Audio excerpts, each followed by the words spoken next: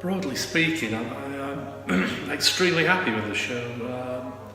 It's the first show I've had where, and I haven't exhibited a huge number of times over the years, but it's the first show I've had where people have been moved. And I think how that's struck me is that actually I'm onto something with the work. I think the work is particularly moving because there are several people who've been in and have physically talked to me about connections, it's connected with them there. There are people who've come in and talked to me about how this is how I feel in the middle of the night, and this in particular has been one of the most popular pieces. And this has garnered many comments about, oh God, I understand that feeling. And I think throughout the exhibition, it's had that effect. Of course, a great deal of art historically in the West has been about symbolism. You can go in the National Gallery and anywhere else really, you see the older paintings that are full of religious symbolism. I think what happened in the 20th century was the West developed a language of doing personal symbolism, and I think, the Northern European Expressionists, in which a lot of these images are rooted, was actually a key development for me in this work, in that it set and created a language that I could exploit to bring out the deep, bad feelings and to express them. Now, the difference, there are many differences in this work to the Northern European Expressionists, not chief of which is these are computational and digital pieces. They're simulacra, so they're created to look and feel like traditional paintings, but yet be absolutely virtual, and to be pieces that really don't exist. If someone buys this, I can run out and print another one. I'm not going to. People who bought them will get one-offs pretty much.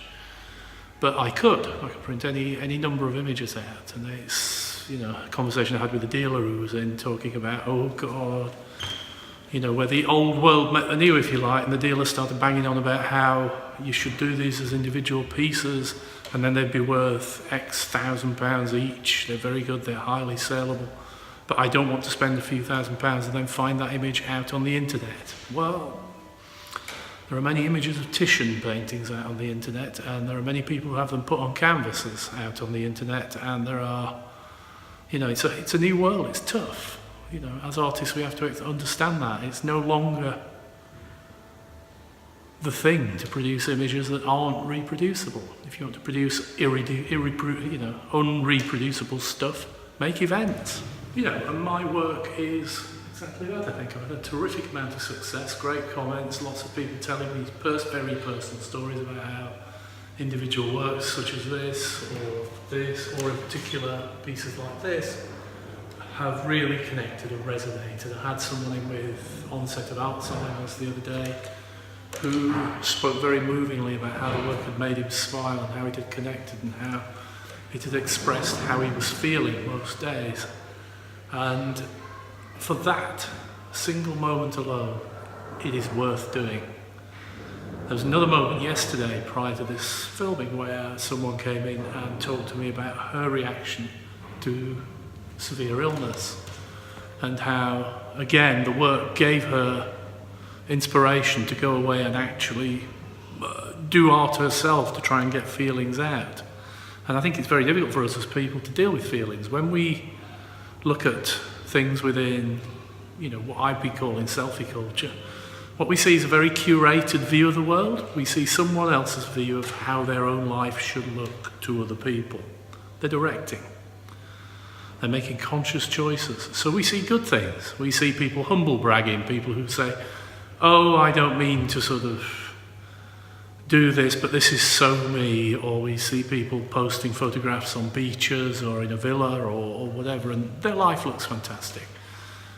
And, sometimes it is, sometimes it isn't, though. A lot of people have very miserable lives. This work is about pulling out the miserable stuff from our self-image. So in that sense, they're anti-selfies. I mean, the work is about selfies, and, conceptually it's about anti-selfies. So it's about those feelings we curate out of our lives in selfie culture. I'm quite dismissive of selfie culture generally. I think it's very narcissistic. and it encourages us to have unrealistic expectations of our own lives based on what we see curated by other people about their lives. Most of the work has been put into frames and made into complete pictures, I think, as you'd expect to see in a gallery, and that is what really the work was partly about. It was about the simulacra, creation of simulacra, if you like, of expressionist work. But I've also put some of the work up in poster format.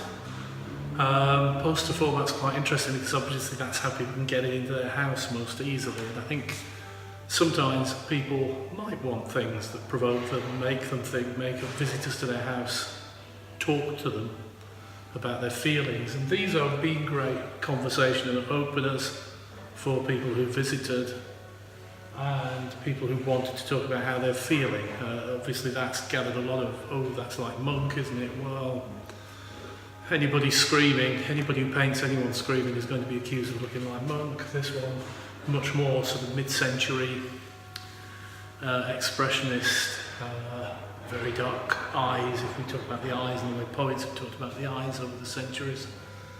That's all in there. In the end though, the thing about this work is just that it has to connect. I've said this over and over again, whether it's conceptual, which it is, whether it's expressionist, which it is, whether it is computational and digital, which of course it is, and the fact that, you know, all of the works that exist as simulacra means nothing. It's just a technical exercise if it doesn't actually connect with people, and it's done that. So overall I'm extremely pleased. I'd love to hear from anyone who would like me to talk about this. I'd love to hear from anyone who would like me to work with people, whether that's in work or whether that's with people who are sick or whatever.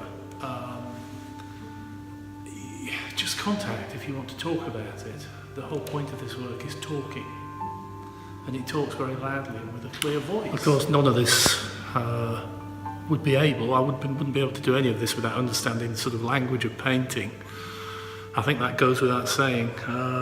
You know, the value of art education is sort of giving me a language in which I can tackle the world, with which I can test my feelings, my opinions, my reasoning, and so on. And I can test it not through words, but through other abstract symbolic means that allow me to stretch and to fully understand where I exist. But again, everything I've said comes back to this one thing, you know, the work. Has it moved people? It is designed to be moving. It's actually a terrific amount of my own angst and feelings and depression and so on, following all the critical illness, put onto canvas. Has it moved people? Yes. The comments in the book, the people who have spoken to me, have all been highly moved. It's been a relatively successful exhibition. I mean, I'd like to take it elsewhere, I'd like to tour about it, I'd like to talk about it with organisations, individuals, and so on, and talk about how valuable, you know, art is as a means of controlling these feelings, as a means of managing them, not controlling. Control is the wrong word, but managing the feelings you get when you suffer shock after shock after shock. This exhibition has been about me dealing with stress, trauma, PTSD, and reactions to mental and physical reactions to critical illness. All of the works were done at various points when I was feeling either down or indeed up. There's one in particular where you get moments of happiness which someone picked up on yesterday when they were visiting. But it's something that art can do. This art can encapsulate feelings very, very well for other people. And we can see that when we watch TV or a film. Sometimes the drama we're watching, the comedy we're watching just nails something absolutely on the head.